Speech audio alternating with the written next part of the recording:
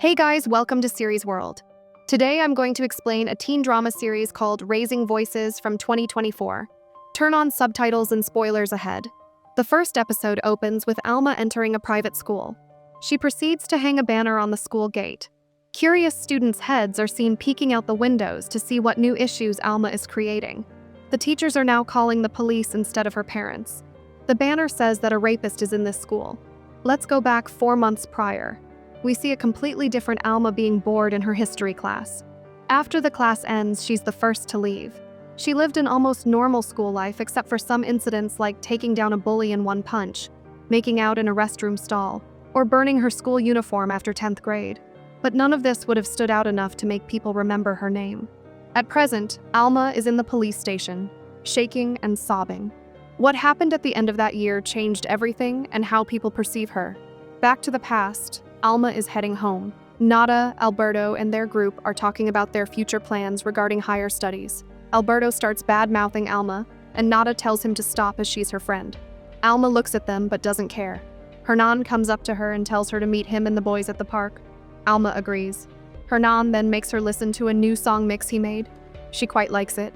Hernan tells her how she's the only good thing he has got from this school.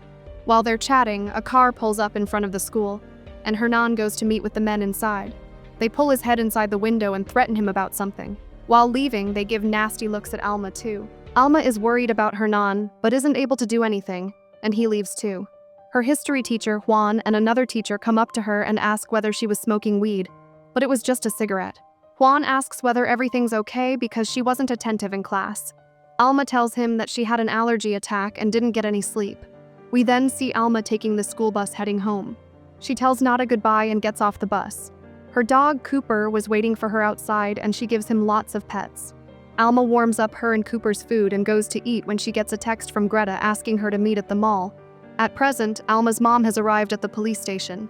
Alma was trying to roll a joint, but her hands were shaking, so her mom takes the paper and bag away from her. Their name then gets called. Back to the past, Alma is lying down in her bed. Her little brother is trying to convince their mother to let him go to school alone, but fails.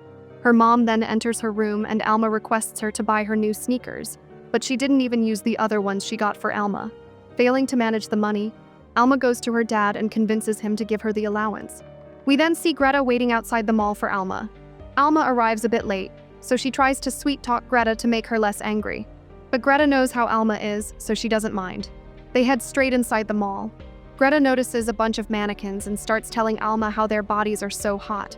Alma, on the other hand, is embarrassed to see a bunch of naked mannequins in a public place like this. Greta tells her how she had an erotic dream last night and got all wet in the morning. Anyway, they continue exploring the shopping mall when they come across Alberto and Nada's group. Alberto and Nada are fighting. Alberto tells her very rude things but tries to say sorry afterward. But Nada is not having any of it, so Alberto leaves alone. While Alberto is leaving, Alma shows him the middle finger, which pisses him off more. Back to the present. Alma is being asked questions in the police station. The officer asks her whether she knows someone named Coleman Miller. Alma tells them that she's the person behind the account Coleman Miller. The officer then quotes a caption from her post where she says, "This is who I was before I was raped," and Alma confirms that she was the one who posted it. Back to the past. Alma and Greta follow Nada to the restroom. She tells them that she'll hook up with someone else and post it online. Alma and Greta know Nada won't do it. Instead, the possibility of her making up with Alberto the next day is much, much higher. Nada is also frustrated about herself, like her friends are, but they promise her that no matter what she chooses to do, they'll stay beside her. Alma starts feeling hazy because of the weed she smoked earlier with Susanita. So she tells Greta that she needs some fresh air and starts walking around the mall high. While walking, she stumbles upon Berta, who looks completely unrecognizable now. Alma can't comprehend what's happening around her, but Berta is really excited to see her after such a long time. She tells her how great it is to study in an art school, and she shows her the necklace she made. Alma agrees that it's pretty, and Berta almost forces her to take the necklace. Berta's mom comes to get her, and Berta leaves. But before leaving, she whispers into Alma's ear that she'll call her tonight as she needs to tell her something serious. Greta and Nada come up to them, and Alma leaves with them. Later, they go to a restaurant, and Nada tells them how Alberto and Nada were very intimate, but now they are very distant. But Alma is thinking about what Berta told her. The scene cuts to the present. and Alma is being questioned by the officer. It's hard for her, but they need more information to build a case. So, Alma decides to cooperate. Back to the past, Alma is in her room on her laptop. Her brother comes to ask her to come to eat. While eating, Alma's dad starts questioning her about why she slept late the previous night and woke up late too. She could have studied, as her exams are coming. She passes the exams, but her grades are not that great. Alma gets pissed off like a teenager does and leaves the house very upset. Later, she's seen in Greta's house, asking her mom to give permission for a sleepover, and she gets the permission. While they're talking, Nata also arrives there. They go downstairs to receive her. Nata hasn't come empty-handed.